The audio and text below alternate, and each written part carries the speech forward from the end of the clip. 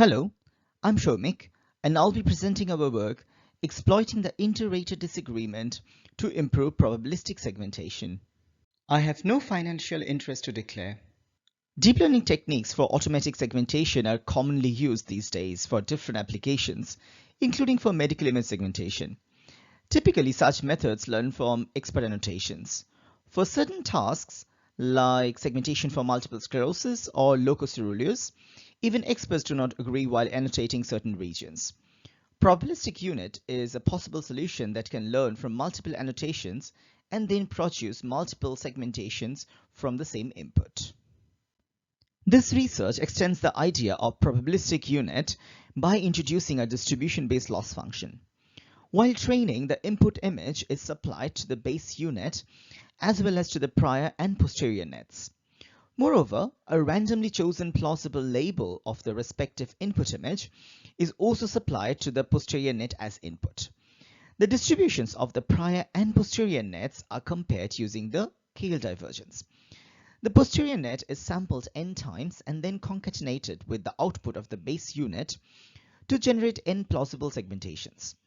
These segmentations are then compared against the available annotations obtained from multiple raters using one of the distribution distance functions: Fréchet inception distance or FID, Hausdorff distance, and Synchron divergence.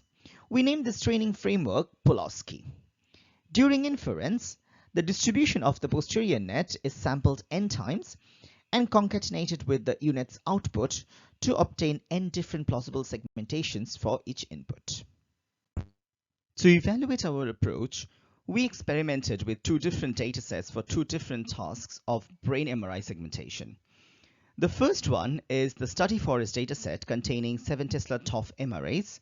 We annotated the dataset to generate 10 annotations for each volume in a semi-automatic fashion by manipulating the parameters of the Frangi filter. Then we used 9, 2, and 4 volumes for training, validation, and testing, respectively. For multiple sclerosis segmentation, we used the 3 Tesla flare images from the 2016 MICAI Challenge dataset. The dataset also provides 7 expert annotations per volume. We used 32, 7, and 14 volumes for training, validation, and testing, respectively.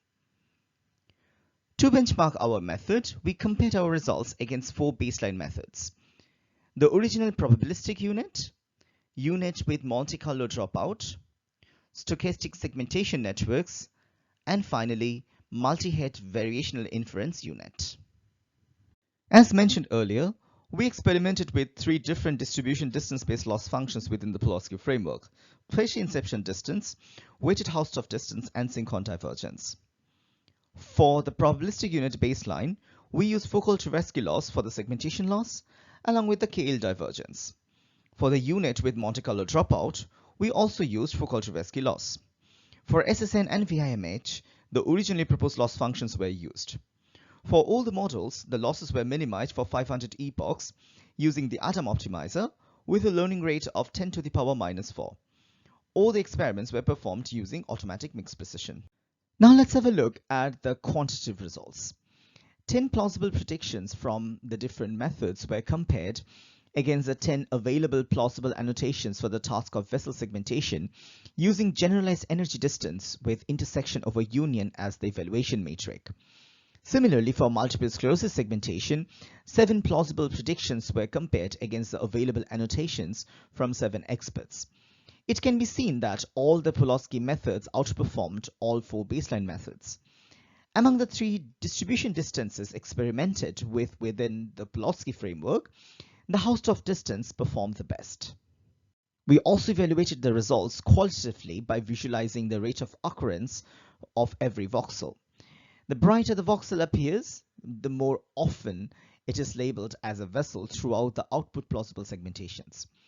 The proposed Plausible methods show high variance in the generated output segmentations, which in the best case represent the uncertainty of the underlying dataset. Now let's have a look at the multiple sclerosis segmentation. On top, we have a similar figure as before, showing the rate of occurrence. We can observe that the Plausible methods are showing higher variance compared to the baselines. The figure at the bottom shows an example of annotations by 7 experts in Part B, where we can clearly see their disagreement, while the annotation created from their majority voting is shown in Part A.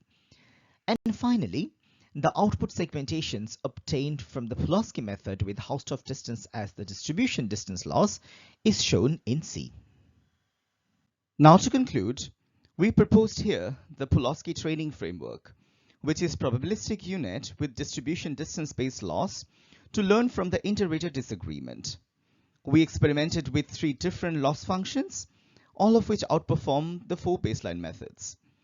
Among them, Hausdorff distance came on top as the best performing loss within the Pulaski framework. In future, we plan to perform further analysis of the results, including for downstream tasks like data assimilation.